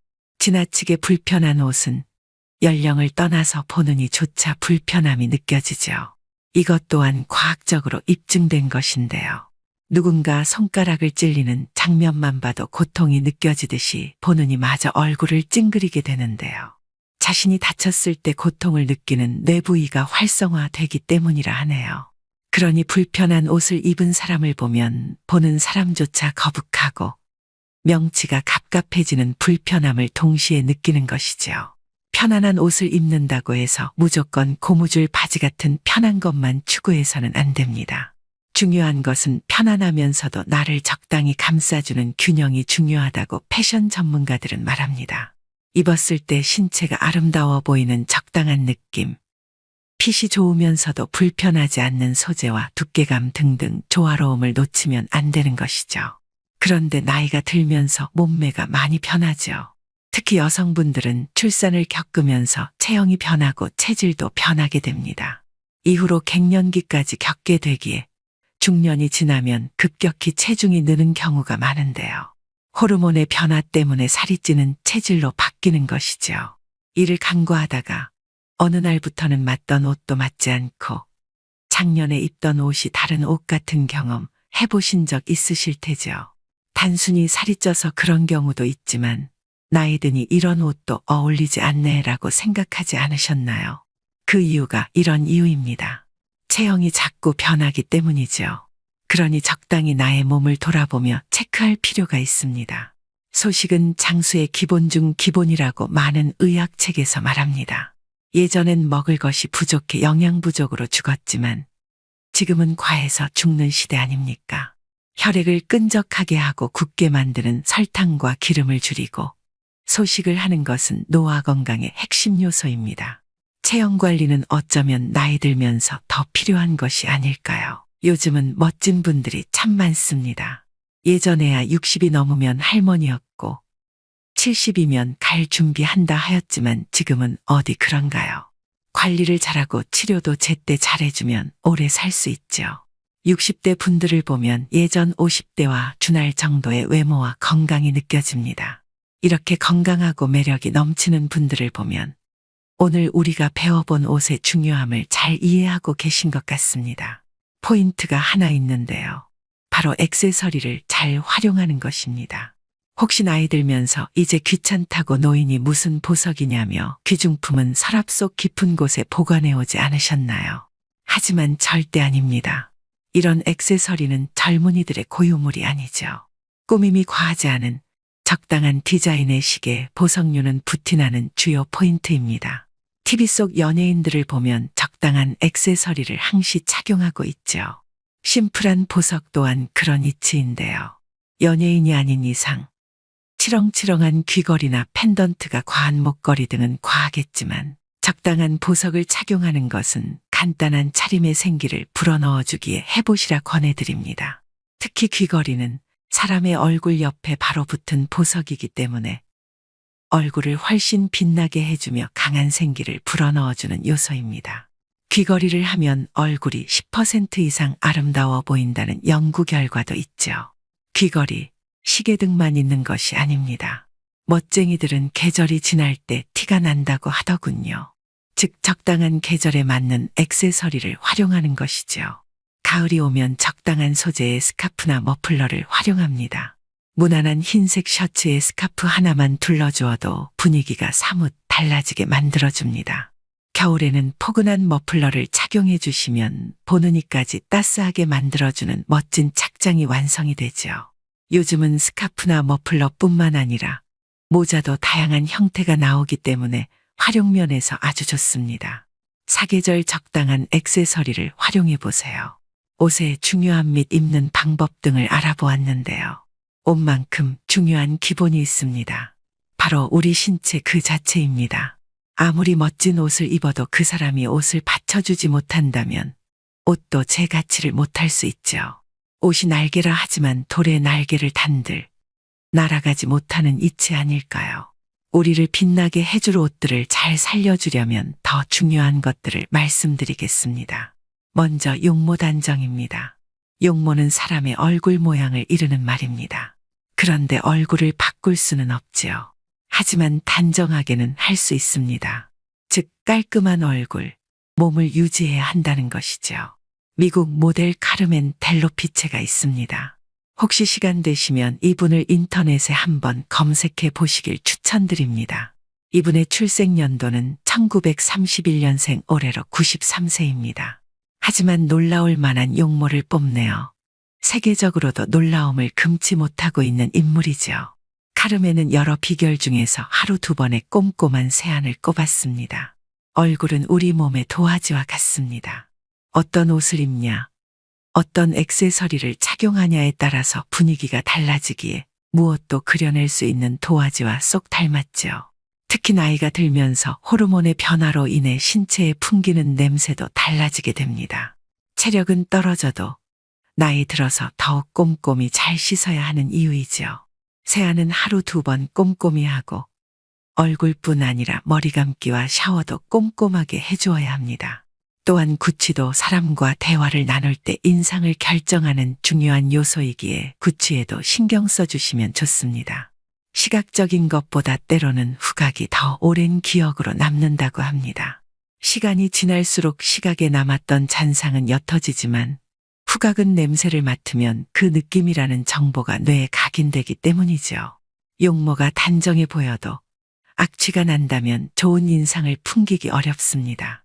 구석구석 깨끗하게 씻고 옷도 자주 갈아입으며 청결에 신경 써야 하는 이유이죠. 혹자는 그러더군요. 패션의 완성은 얼굴이라고 말입니다. 어느 정도 동의가 되는 말이죠. 물론 얼굴만으로 다 되는 것은 아니지만 그만큼 중요하다는 것을 강조하는 말이라 이해하면 되지 않을까요? 그래서 깨끗하고 단정한 용모와 옷에 추가하여 표정을 말씀드리고 싶습니다. 아무리 아름다운 드레스를 입었다 한들 미간에 내천자 강이 흐르고 눈빛에 불쾌함이 가득하다면 오색빛깔 보석을 착용해도 그 사람은 빛나 보이지 않을 것입니다. 웃는 사람 곁에는 사람이 끊이지 않지요. 웃으면 복이 온다는 그 흔한 말이 결국은 진리 같습니다. 웃는 사람이 입은 옷은 밝아 보이며 웃는 사람은 더 아름다워 보이며 웃는 사람은 더 매력적으로 보입니다. 행복해서 웃는 것이 아니라 웃으니 행복해졌다고 하지 않습니까?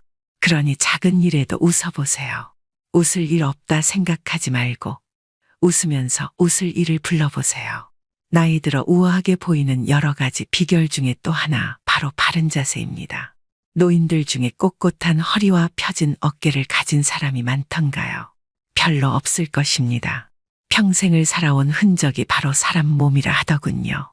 젊어서부터 관리하지 않고 혹사하고 아무거나 먹고 구부정한 자세를 해왔다면 늙어서 겉으로 다 드러나는 것이지요. 허리도 힘이 있어야 펴니다. 어깨도 힘이 있어야 펴지죠. 원래 안 그랬는데 최근 1, 2년 사이에 갑자기 어깨가 굽어졌다는 분들도 많으십니다.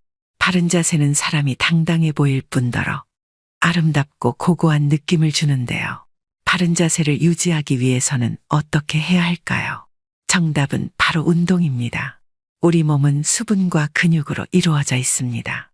수분이 모자라면 쪼그라들고 근육이 모자라면 녹아내리죠. 근력이 있어야 체력도 생기죠. 운동을 하지 않으니 힘이 없어 어느새 허리는 새우등처럼 휘어지고 어깨는 젖은 종이처럼 오그라듭니다. 그러니 작은 운동이라도 꾸준히 하시는 것이 중요합니다. 밤에 혹시 화장실을 자주 가지 않으시나요? 나이 들면 어느샌가부터 밤에 화장실을 한 번, 두 번, 세 번 횟수가 자꾸 늘어나실 겁니다. 이도 근력과 관련이 있습니다.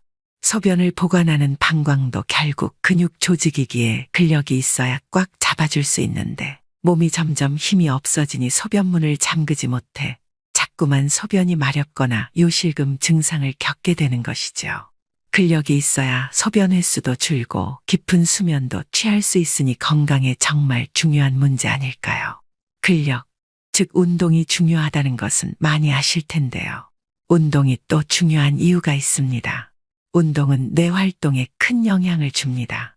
공부하는 학생들도 방에 틀어박혀 공부만 하는 것보다 1시간이라도 땀 흘리며 운동한 후 공부를 하면 효율이 올라간다고 합니다. 사람은 걷고 뛰는 동물입니다. 편하게 산 인간은 역사적으로 점 하나에 불과할 뿐 대부분의 시간 동안 수렵 활동을 하며 진화해왔죠.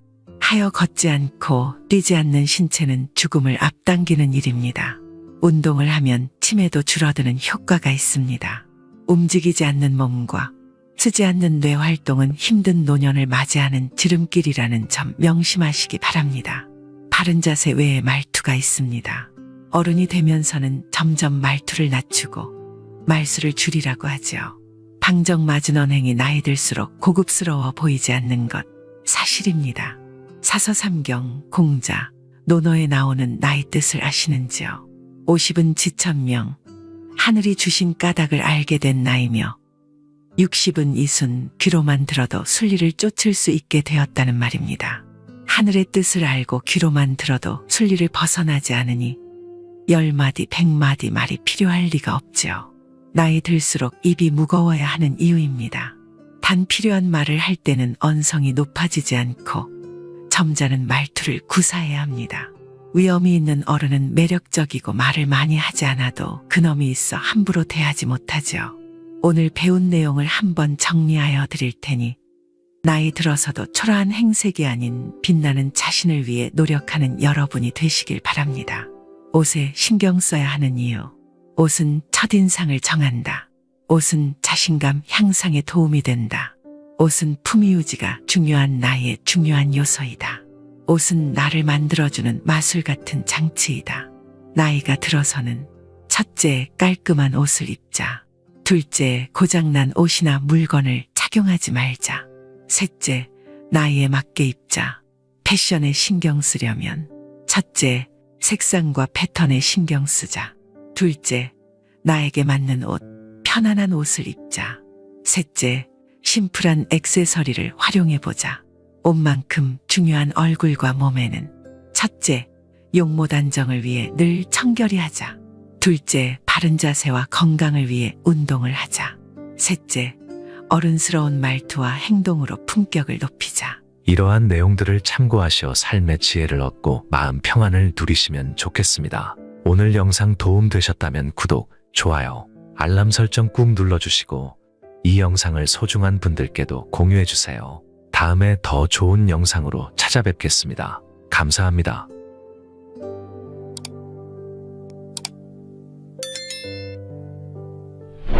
성공한 사람들을 보면 크게 두 부류로 나뉘는 걸 알 수 있습니다. 하나는 자신이 성공했다고 여기저기 떠벌리고 다니는 사람들, 그리고 또 하나는 조용히 아무 말 없이 자기 삶을 사는 사람들입니다. 우리는 흔히 성공을 하면 자연스럽게 자랑하고 싶어질 거라고 생각하죠. 좋은 차를 사고 비싼 시계를 차고 SNS에 멋진 사진을 올리고 싶을 겁니다. 왜냐하면 그렇게 하면 남들이 나를 더 인정해 줄 거라고 믿으니까요. 하지만 현실은 그렇지 않습니다. 오히려 진짜 성공한 사람들은 그렇게 행동하지 않습니다. 왜냐하면 보여줄 필요가 없기 때문입니다. 돈이 많다고 높은 자리에 있다고 유명하다고 해서 굳이 그걸 드러낼 필요는 없습니다. 그걸 아는 사람들은 이미 알고 있고 모르는 사람들은 알 필요가 없죠. 그런데도 굳이 나 성공했다고 떠드는 사람들이 있습니다. 그런 사람들은 왜 그럴까요? 간단합니다. 그 사람들은 사실 그렇게까지 성공한 게 아니기 때문입니다. 우리는 종종 SNS에서 성공한 사람들을 봅니다. 해외여행을 가고 고급 레스토랑에서 밥을 먹고 멋진 차를 타고 다니는 모습? 그런데 가만히 보면 그런 걸 보여주는 사람들은 언제나 뭔가를 팔고 있습니다. 강의를 팔든 자기 브랜드를 홍보하든 아니면 단순히 자기 자존감을 유지하려고 하든 간에 결국 목적이 있는 거죠. 진짜 부자들은 그렇게 하지 않습니다. 오히려 조용히 아무도 모르게 자기 일을 합니다. 왜냐하면 자랑해서 얻을 게 없기 때문입니다. 오히려 괜히 잘난 척했다가 사람들에게 이용당하거나 시기와 질투를 받거나 쓸데없는 오해를 사는 게 더 피곤합니다. 이건 단순한 돈 이야기가 아닙니다. 사회적인 성공을 이룬 사람들도 마찬가지입니다. 진짜 실력 있는 사람들은 자기 실력을 굳이 떠벌리지 않습니다. 왜냐하면 그럴 필요가 없으니까요. 자기 분야에서 최고라면 사람들이 먼저 알아서 찾아옵니다. 반대로 실력이 부족한 사람일수록 자기를 포장하려고 애씁니다. 우리가 흔히 듣는 말이 있죠. 빈수레가 요란하다. 이 말이 괜히 있는 게 아닙니다. 정말 내실이 있는 사람들은 굳이 시끄럽게 굴지 않습니다. 반대로 겉만 번지르르한 사람들은 자기가 얼마나 대단한지 떠들고 다닙니다. 이걸 좀 더 현실적인 예로 들어볼까요? 동창회에 나가면 꼭 이런 사람이 있습니다. 옛날에는 별거 아니었는데 갑자기 잘 됐다고 나타나서 자기가 얼마나 성공했는지 자랑하는 사람. 처음에는 다들 와 대단하다 하고 들어주지만 시간이 지나면 어떨까요? 대부분 속으로 이렇게 생각할 겁니다. 저 사람 뭐 저렇게까지 티를 내? 결국 그런 사람은 점점 멀어지게 됩니다. 반면에 정말 성공한 사람들은 조용합니다. 굳이 자기가 어떻게 살고 있는지 설명하지 않죠. 그런 사람들은 오히려 주변에서 먼저 알아보고 자연스럽게 존경을 받습니다. 그게 진짜 성공입니다. 그럼 우리는 어떻게 해야 할까요? 내가 뭔가를 이루었을 때 굳이 남들에게 알릴 필요가 있을까요? 물론 가까운 사람들에게 좋은 소식을 전하는 건 좋습니다. 하지만 굳이 모든 사람들에게 나 이렇게 잘 살고 있어요 하고 알릴 필요는 없습니다. 그런 행동은 결국 나에게 득이 되지 않습니다. 성공이라는 건 원래 조용한 겁니다. 내가 잘 되고 있으면 주변 사람들이 자연스럽게 알게 됩니다. 굳이 내가 말하지 않아도 내 행동과 태도에서 묻어나오게 되어 있습니다. 그러니 굳이 보여주려고 애쓰지 마세요. 오히려 그게 더 진짜 성공한 사람의 태도입니다. 사람은 사회적 동물이라고 하잖아요. 혼자 살아갈 수 없고 결국 사람과의 관계 속에서 기쁨도 얻고 때로는 상처도 받습니다. 그런데 한 가지 생각해 볼 게 있어요.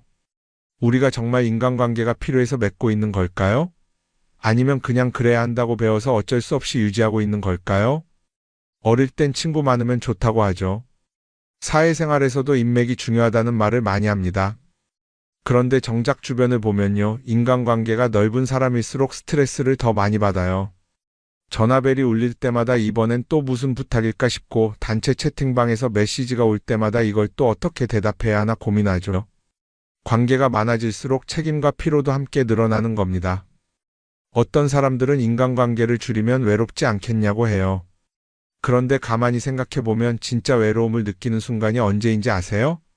오히려 불필요한 인간관계 속에 있을 때입니다. 같이 밥을 먹고 얘기를 나누는데도 뭔가 허전하고 대화가 컥 돌고 속마음을 나누지도 못할 때, 그럴 때 우리가 더 외롭다고 느끼죠. 그렇다고 당장 인간관계를 다 끊어버릴 순 없겠죠. 하지만 적어도 내가 정말 소중하게 여겨야 할 관계와 그냥 관성적으로 유지하는 관계는 구분할 필요가 있습니다. 예를 들어 매번 나한테 부탁만 하고 정작 내가 어려울 땐 연락 한 번 없는 사람.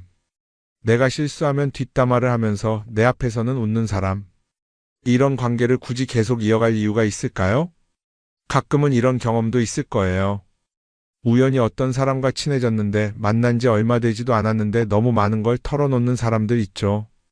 자기 속사정부터 가족 문제, 직장 고민까지 쏟아내는 사람들. 이런 경우 두 가지의 가능성이 큽니다.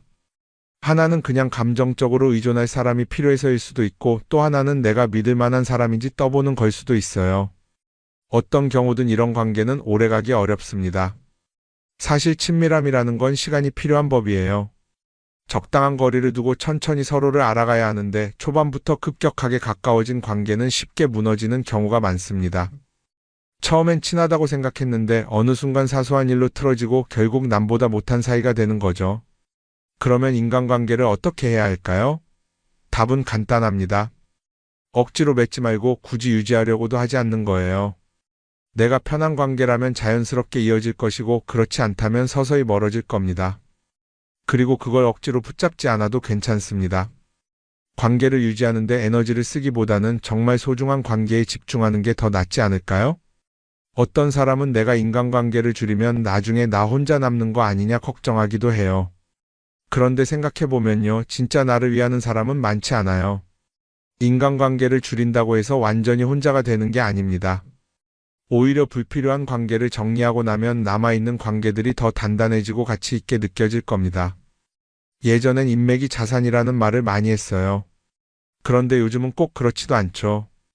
오히려 불필요한 인간관계가 많으면 그게 짐이 될 수도 있어요. 적당한 거리, 적당한 선.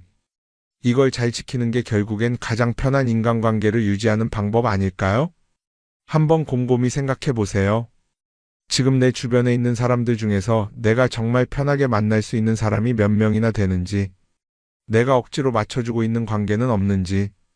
관계를 줄이면요, 외로워지는 게 아니라 오히려 더 자유로워집니다. 그리고 자유로워진 만큼 내 인생에서 정말 중요한 것에 집중할 수 있게 됩니다. 인간관계 너무 많은 걸 신경 쓰다 보면 정작 중요한 걸 놓칠 수 있어요. 그러니까 이제는 한 번쯤 정리해보는 것도 나쁘지 않을 겁니다. 사람들이 돈을 많이 벌고 싶어 하는 이유가 뭘까요? 단순히 돈이 많으면 좋으니까? 물론 그것도 있겠지만 사실 돈을 원하는 진짜 이유는 더 나은 삶을 살기 위해서겠죠. 그런데 문제는 돈을 많이 번다고 해서 반드시 삶이 나아지는 건 아니라는 겁니다. 오히려 더 많이 벌수록 더 많이 쓰게 되는 경우가 많아요. 가끔 이런 생각해 본 적 없으세요? 예전에는 돈이 지금보다 훨씬 적었는데 이상하게 그때가 더 여유로웠던 것 같다. 왜 그럴까요? 사실 우리가 원하는 건 돈 그 자체가 아니라 돈을 통해 얻을 수 있는 자유인데, 돈을 벌면 벌수록 그 자유를 잃어버리는 경우가 많아요. 더 좋은 차, 더 좋은 집, 더 좋은 옷을 사면서 점점 더 많은 돈이 필요해지고 결국엔 돈을 벌기 위해 또다시 일해야 하는 악순환에 빠지게 되는 거죠. 한번 생각해 봅시다. 우리가 정말 필요해서 뭔가를 사는 경우가 얼마나 될까요? 필요해서라기보다는 남들이 가지고 있으니까, 없어 보이기 싫으니까, 혹은 그냥 기분 전환을 위해서 소비하는 경우가 훨씬 많아요. 그리고 그런 소비를 할 때마다 스스로 이렇게 합리화를 하죠. 이 정도는 나를 위한 투자야.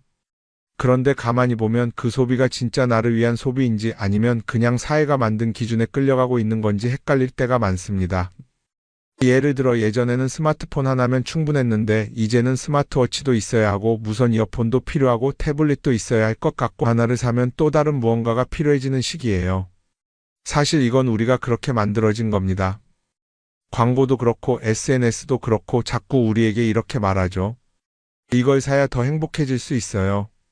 그런데 정작 그걸 사고 나면 어때요? 처음 며칠은 좋죠. 그런데 시간이 지나면 또 다른 걸 사고 싶어져요. 왜냐하면 물건이 우리를 오래 행복하게 만들어주지는 않거든요. 특히 요즘은 SNS가 이런 소비 심리를 더 부추기는 것 같아요. 예전에는 친구들끼리 만나서 나 새로 샀어 하고 자랑하는 게 전부였는데 이제는 SNS에 올리면서 전 세계 사람들에게 보여주잖아요. 그러다 보니까 남들도 다 뭔가를 사서 올리고 나도 따라해야 할 것 같은 기분이 드는 거예요. 그런데 중요한 건 그 사람들도 사실은 나와 똑같은 기분이라는 겁니다. 내가 남을 부러워하는 만큼 나도 누군가에게 부러움을 사려고 애쓰고 있는 거죠. 결국 끝없는 비교와 소비 속에서 진짜 중요한 걸 놓치게 되는 겁니다. 한번 이렇게 생각해보면 어떨까요?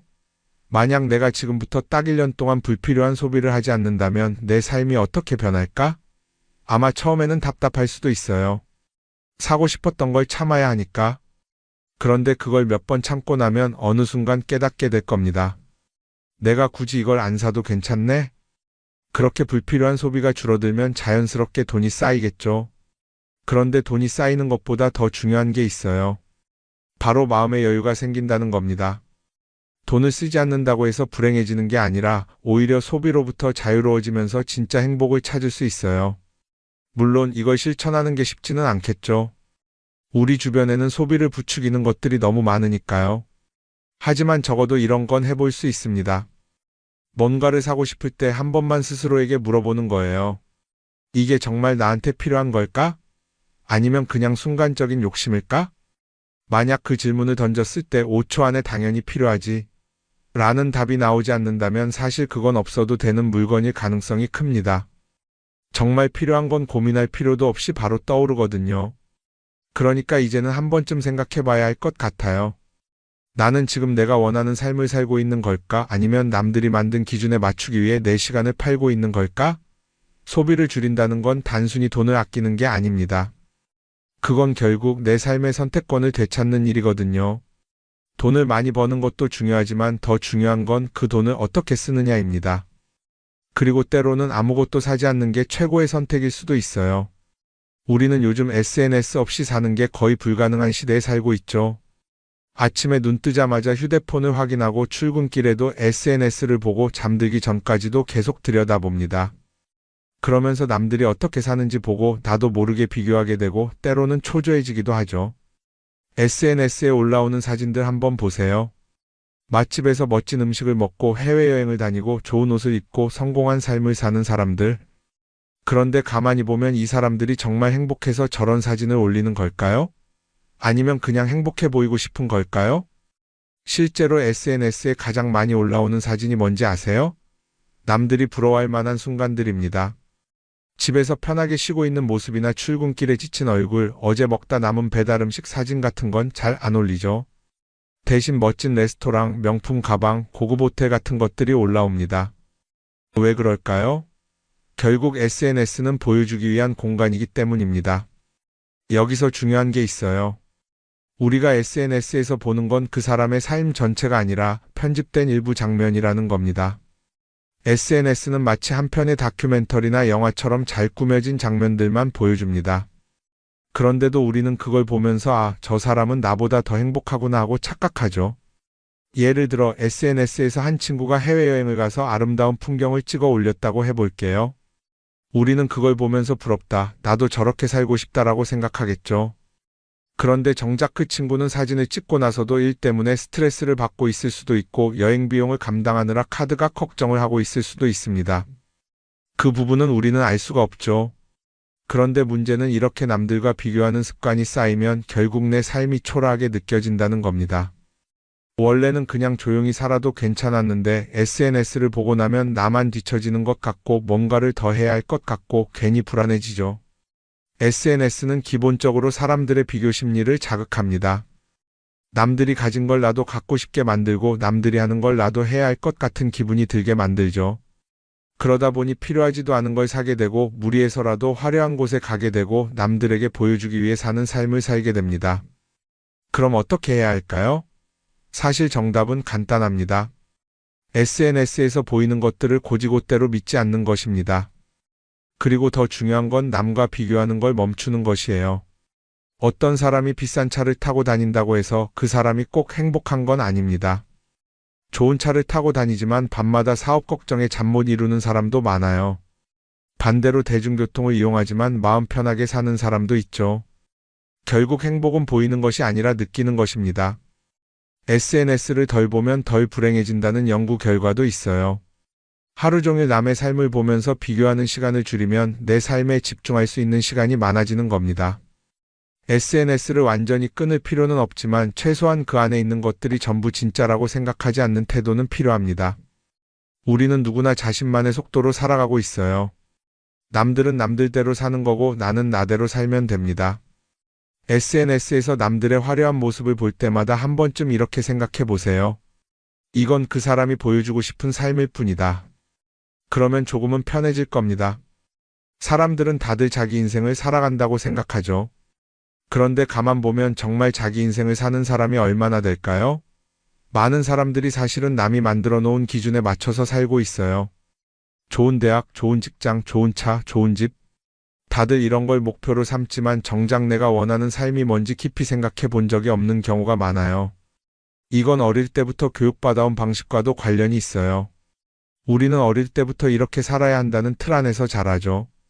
공부 열심히 해서 좋은 성적을 받아야 하고 좋은 직장을 가져야 하고 결혼도 적당한 때에 해야 하고 마치 인생이 정해진 수순이라도 있는 것처럼요.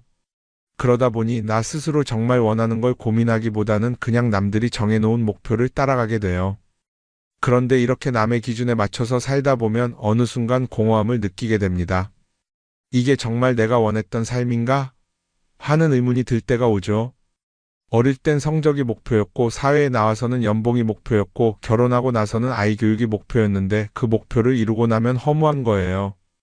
계속 뭔가를 이루긴 했는데 정작 나는 어디에 있는지 모르겠는 거죠. 진짜 중요한 건 내가 원하는 게 뭔지를 아는 것이에요. 그런데 이게 쉽지 않죠. 오랫동안 남의 기준대로 살아왔기 때문에 막상 내가 정말 원하는 게 뭐지? 하고 물어보면 선뜻 대답하기 어려운 경우가 많아요. 하지만 이 질문을 하지 않으면 우리는 평생 남이 정한 기준 속에서 살게 됩니다. 그럼 어떻게 해야 할까요? 첫 번째로 필요한 건 내가 왜 이런 생각을 하게 됐는지 스스로 점검하는 거예요. 예를 들어 내가 비싼 차를 사고 싶다고 생각한다면 그게 정말 내 필요 때문인지 아니면 남들에게 잘 보이기 위해서인지 한번 따져봐야 해요. 만약 남들이 나를 어떻게 볼까 하는 게 더 중요하다면 그건 내 기준이 아니라 사회가 만들어 놓은 기준일 가능성이 큽니다. 두 번째는 다른 사람의 의견에 휘둘리지 않는 연습을 하는 거예요. 우리는 살아가면서 끊임없이 남들의 평가를 받죠. 그 나이에 그런 걸 시작한다고? 지금 그게 가능하겠어? 이런 말들이 우리를 흔들어 놓습니다. 그런데 그런 말에 신경 쓰다 보면 결국 아무것도 하지 못하게 돼요. 중요한 건 남들이 뭐라고 하든 내가 결정하는 거예요. 물론 남의 조언을 들을 수도 있고 참고할 수도 있죠. 하지만 최종 결정은 항상 내 몫이어야 합니다. 내가 결정하고 내가 책임지는 거. 그렇게 해야 내 삶을 온전히 내 것으로 만들 수 있어요. 세 번째는 내가 한 선택에 책임지는 자세를 가지는 거예요. 많은 사람들이 무언가를 선택하고 나서도 후회하죠. 괜히 이걸 했나? 이 선택이 잘못된 건 아닐까? 그런데 한 가지 확실한 건 후회한다고 해서 과거가 바뀌지는 않는다는 거예요. 내가 한 선택이라면 그 선택이 틀렸다고 해도 받아들이고 그 안에서 최선을 다하는 게 더 중요해요. 이렇게 말하면 그럼 실수하면 어떡하죠? 라고 걱정하는 분들도 있을 거예요.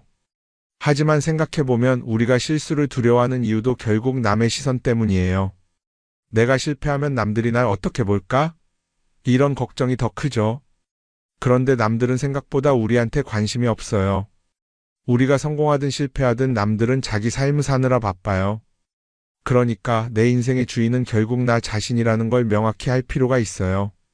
내 선택을 하고 그 선택에 책임지면서 남이 아니라 나에게 맞는 길을 찾는 것. 그게 진짜로 내 삶을 살아가는 방법이 아닐까요?